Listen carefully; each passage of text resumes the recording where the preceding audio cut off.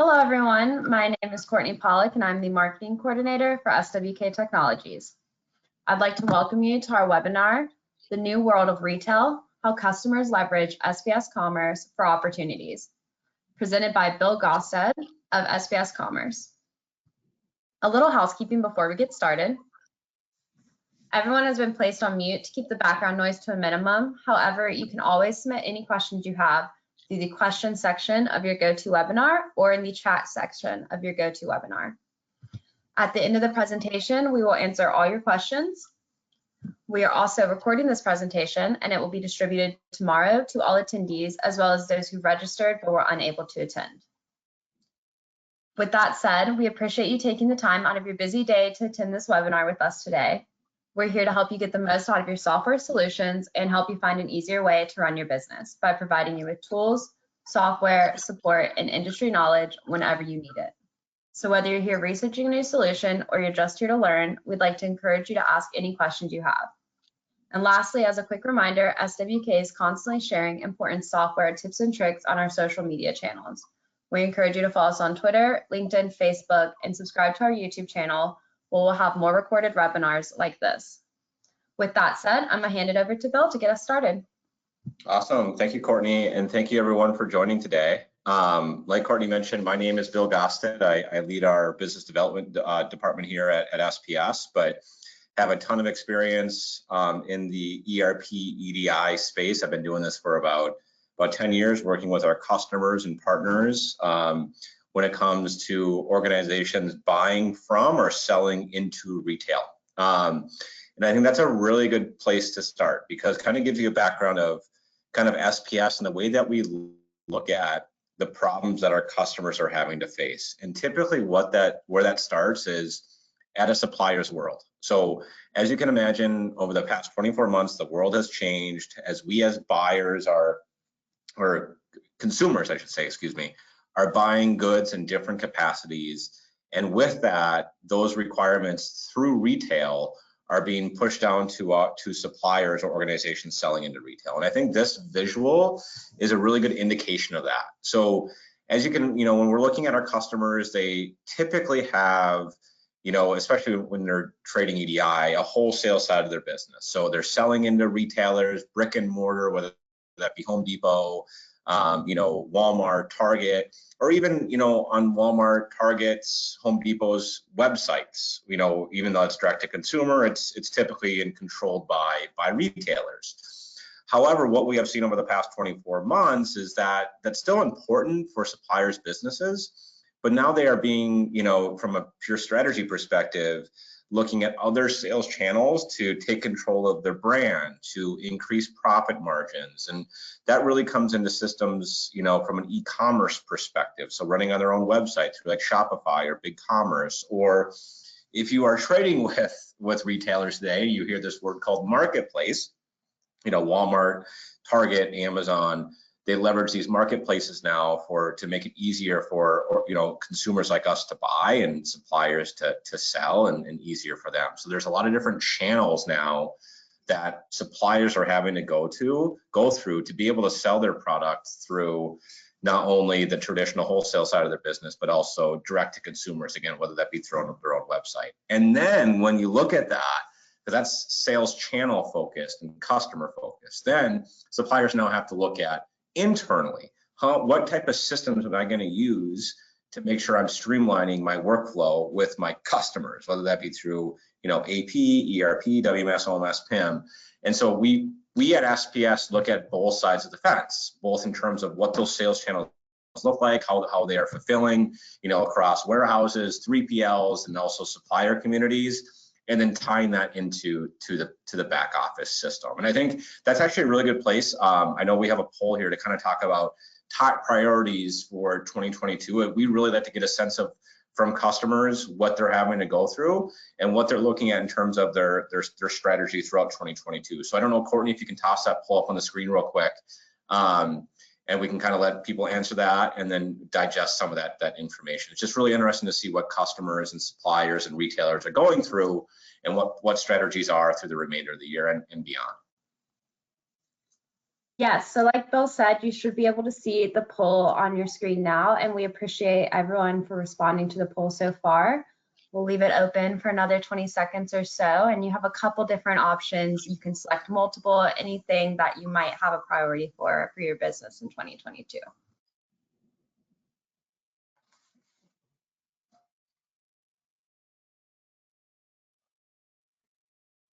Okay, and we're going to give it a couple more seconds and close it out. Thank you everyone for submitting your responses. And we'll close it out now.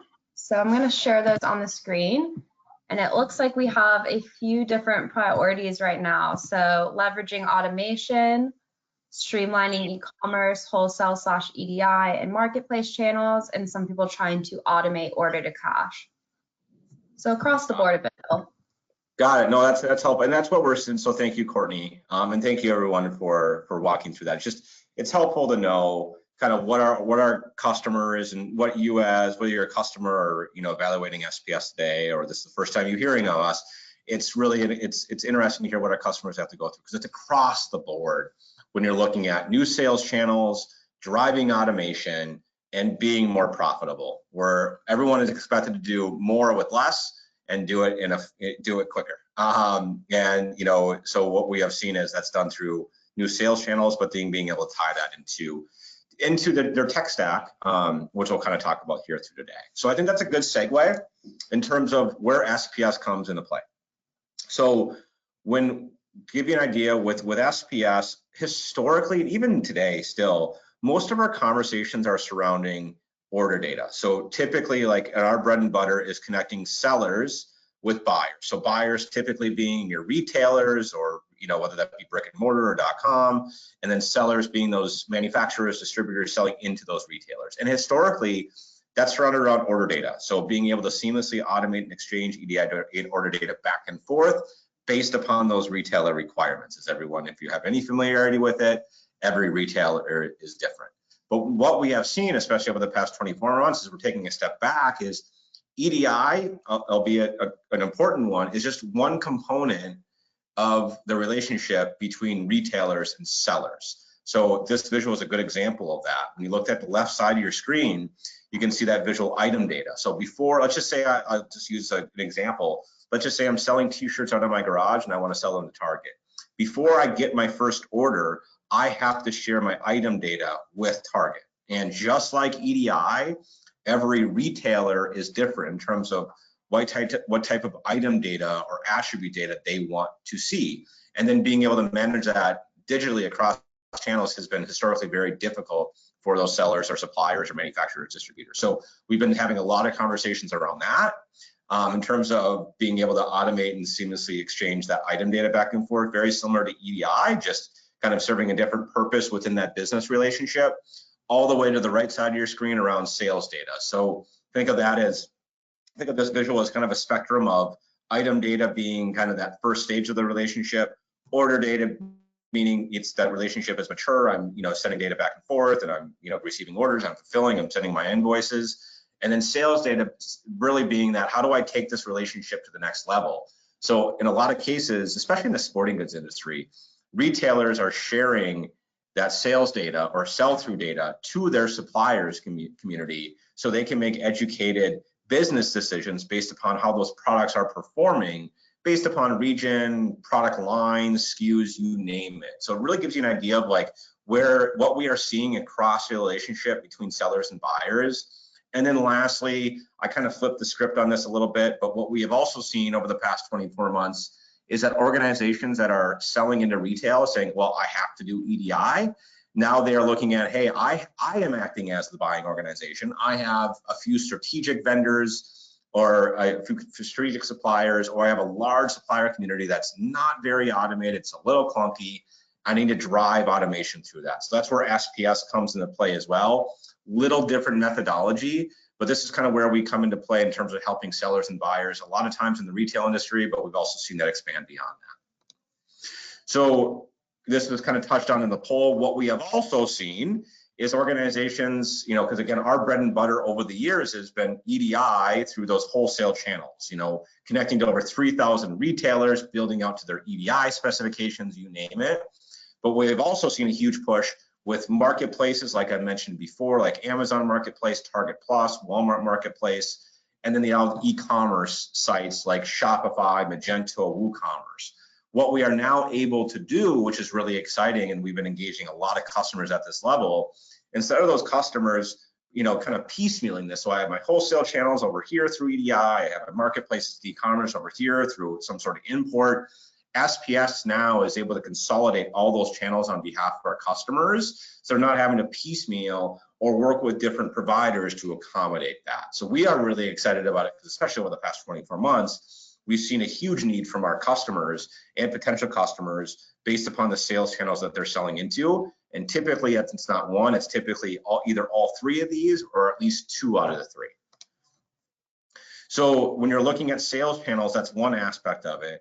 Now I'll kind of give you an idea of why companies are coming to us, or when companies come to us. I think is maybe a better way of saying that. And it really falls into one of three buckets, because everyone is at a different point within their journey, every organization. And that's EDI is no exception to that. So really it falls into one of three buckets when companies are coming to us. One, they are completely new to EDI. They're like, hey, I got this new customer, they're really excited, and then they get this kind of binder of EDI requirements, and they're like, yep, you got to do this or else to submit orders. They're like, I have no idea what that means. So as you can imagine, that conversation is a little bit different in terms of education of those suppliers of why retailers are doing this. And then as organizations graduate, kind of crawl before you walk, they're starting to get more sales channels, they're selling into multiple retailers. Now it's what do I need to do to be strategic about this initiative to drive more automation and collaboration within their business and out to their customers. So that's another aspect where organizations are doing EDI, but they're kind of doing it through a lot of different capacities, or it's maybe not done through an automated method. Those conversations are much different as organizations are looking at driving automation and collaboration. And then lastly, when organizations are going through some sort of system replacement, so they're changing their systems, EDI is coming along for the ride, where hey, I'm now implementing a new system. I am doing EDI, but I'm kind of doing it in legacy fashion. I would like to reevaluate my tech stack, and EDI is part of that. So just kind of give you an idea of who we speak to and why. And this is where we kind of get into what this looks like from a trading partner's perspective. Because if you have any experience with EDI, you probably know that trading partner needs are complex and everybody is different. That's both in terms of the different business documents they want to trade with you, how they want to test that information back and forth, how they want to communicate that information back and forth, and it's constantly changing. So a good example of that is Kroger versus 7-Eleven. So Kroger, they require different types of documents, so orders, invoices back and forth with their suppliers, while 7-Eleven has different document sets as well. Kroger, different testing, where they're like, no, if you're using SPS, you don't need to test with us, where 7-Eleven requires those organizations to go through one testing scenario. Kroger, and they communicate data back and forth. So if you don't know what AS2 or VAN means, don't worry about it. I didn't 5 years ago. I just know that now because that's what I've been doing for the past 5 to 10 years. But they communicate data differently. And again, EDI, it's not you install it and you're done, whether you're adding trading partners or customers or not.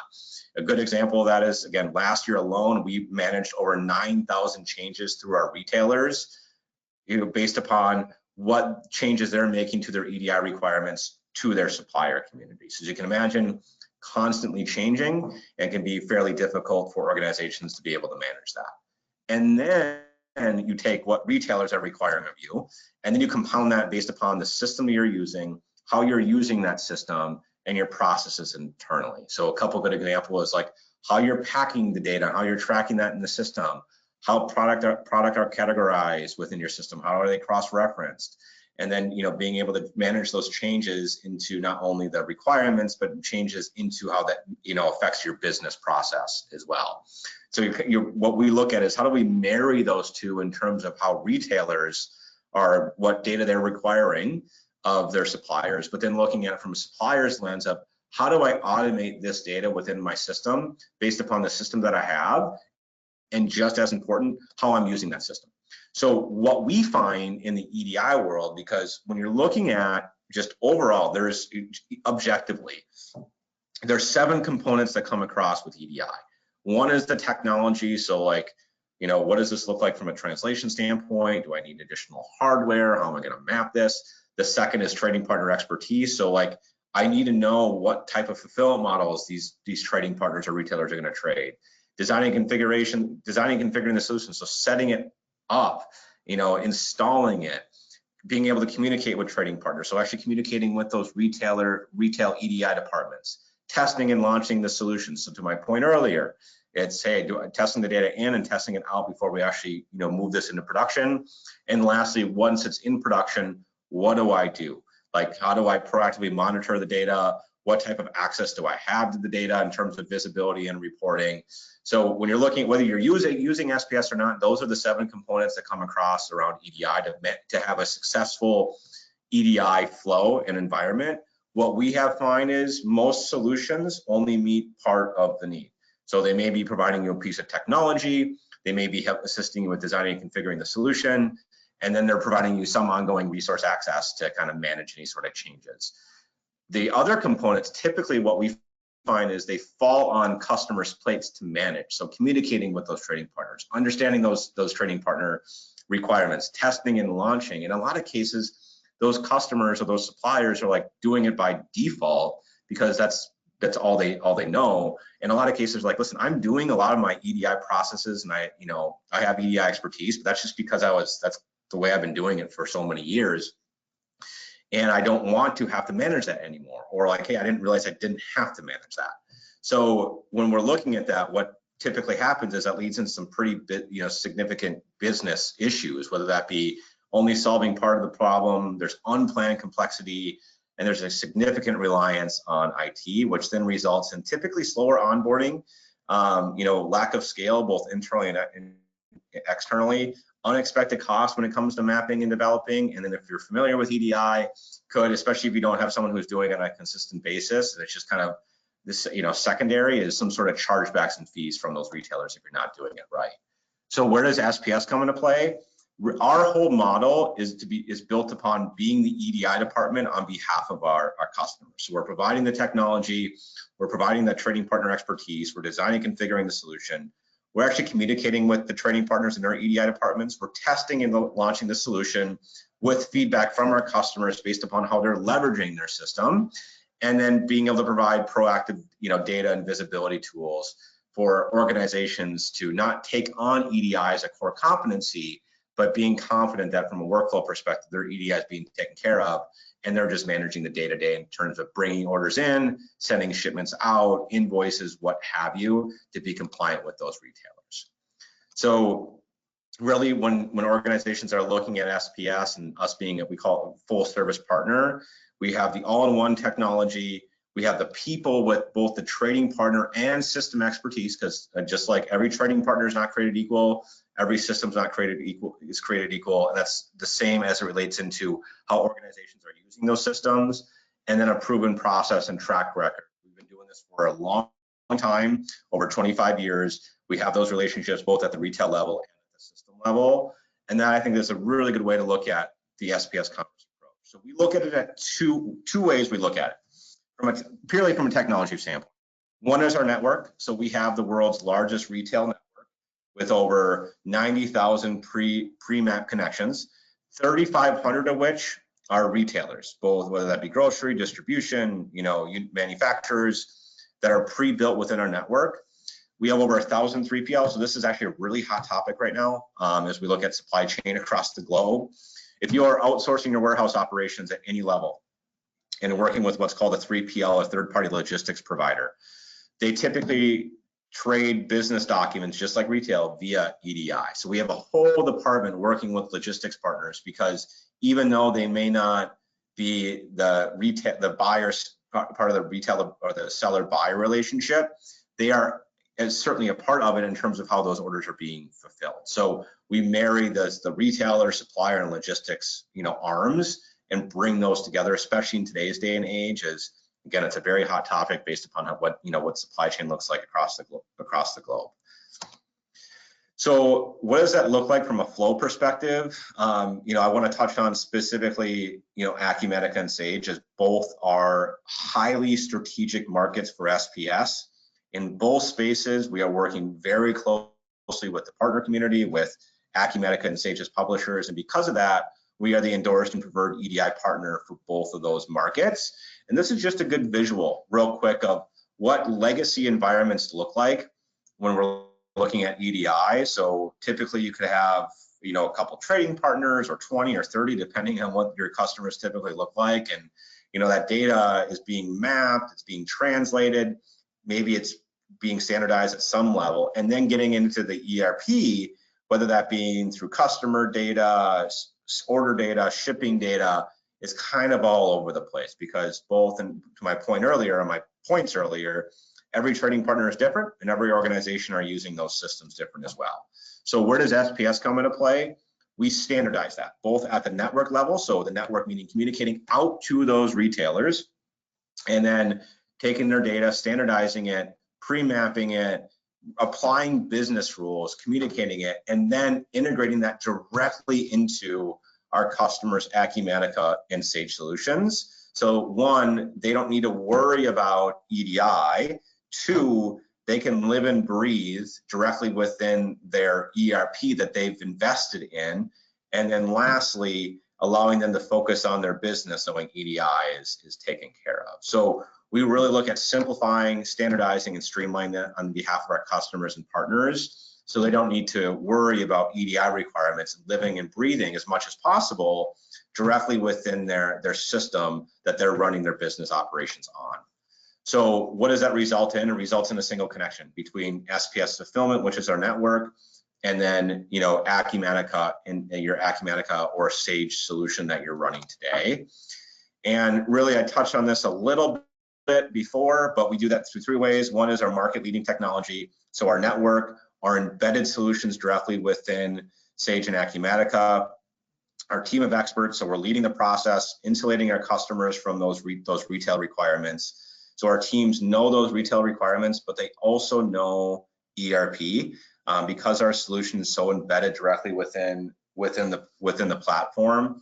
Our team needs to know that and to understand the workflow. So very well versed in both. And then lastly, a proven ongoing process, both in terms of our proactiveness with our partnerships like Acumatica and Sage, ongoing change management with our network as retailers make changes, and then continuous platform improvement. So we develop in-house, we manage our products in-house because our team understands both aspects of that flow. So in summary, what does that mean for you? I mean, if you're doing EDI today in any capacity, you know, whether you're running, you know, Sage or Acumatica today, I'd really, you know, implore you to take a look at how am I doing it and what's best for my business. Because in a lot of cases, if I'm speaking with a customer, a potential customer, and they're saying, listen, I have EDI resources in-house, I like to manage my EDI, I like to own it. In a lot of cases, I tend to say, like, well, maybe SPS isn't the right fit, because where we come to play and our overall value is to provide all 7 components of EDI to our customers, so they don't need to worry about that. And again, if you're doing it, that's okay. But if you're doing EDI and you're owning it and you're not partnering with SPS, I'd really, ask that you take a look at, you know, what's best for your business. And we are more than happy to have an open dialogue of what that may look like for you, both in terms of the technology, but also the workflow and support mechanisms of, you know, SPS, you know, and how we deliver, and if that's the right fit for your business. So, and then because it all comes down to our full service support for you, for your trading partners, and then ongoing access to our training and educational tools. Because I'm sure as the world changes, as new resources come on within your organization, you train and ramp them. That training and education aspect is extremely important today in today's day and age, so it does not disrupt your business operations. So I know we might have, I don't know, you know, Courtney, if we have any questions. I know we put a couple in there at the very, you know, ask anyone in the chat has any questions or whatnot. So with that, I guess, you know, first and foremost, thank you for the time today. I would say if there is any sort of follow-up or questions that you have, please do not hesitate to reach out to your representative at SWK, and they can contact us, because we're more than happy to have a a personalized walkthrough of your needs, how that maps into our solutions and what that looks like. Because to my point, EDI is not a one size fits all. So we like to do our due diligence to make sure we understand your requirements, your needs, and what you're looking to solve for. So with that, Courtney, I'll toss it back over to you to see if we have any questions and close this out. Thank you so much, Bill. And like Bill said, we are going to open it up for questions now. So if you have any questions, you can do that in the questions drop down of your GoToWebinar or in the chat area. And while we're still getting some more questions submitted, we have had one question come through. So Bill, we have an attendee who is doing EDI today with a few of their customers, and that ranges in revenue and order volume. And they're also creating that through a few different systems. How would SPS Commerce be able to streamline that EDI for them? Yeah, and that's actually kind of touches on what we talked a little bit about before, because it's definitely not one size fits all. And that's even true for kind of what those retail partnerships looks like. So it's very common that when we're working with organizations that are selling into 3 to 5 different retailers or more, 1 or 2 are really strategic. The others are like, hey, I'm receiving like 1 order a month and I don't really need to automate this data necessarily, but I still need to be compliant. So what we're able to do is work with organizations to consolidate that within our network. So from a retail perspective, they see it going through one aspect, but then provide recommendations of, hey, does this actually make sense to automate, or you just need to be compliant? Because we have what's called a fulfillment platform that runs in the background that essentially acts as an order portal.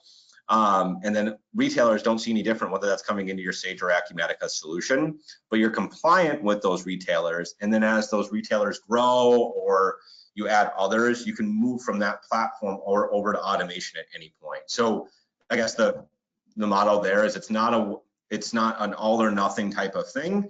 We can help drive consolidation across those partnerships, but doesn't mean we have to automate everybody, because there's certainly costs associated with that. So we'd like to make the recommendations based upon what those retail relationships look like, what the revenue is, and what's the ROI long term. Great, thank you so much. And I think that is our only question from the audience today. So again, like Bill said, I would like to thank everyone for taking the time to be here today. And also, Bill, thank you for doing such a great presentation and just letting us know the full spectrum of SPS Commerce and your services. And I'd also like to thank you guys for attending, and we hope you have a wonderful rest of your day. Awesome, thank you everyone.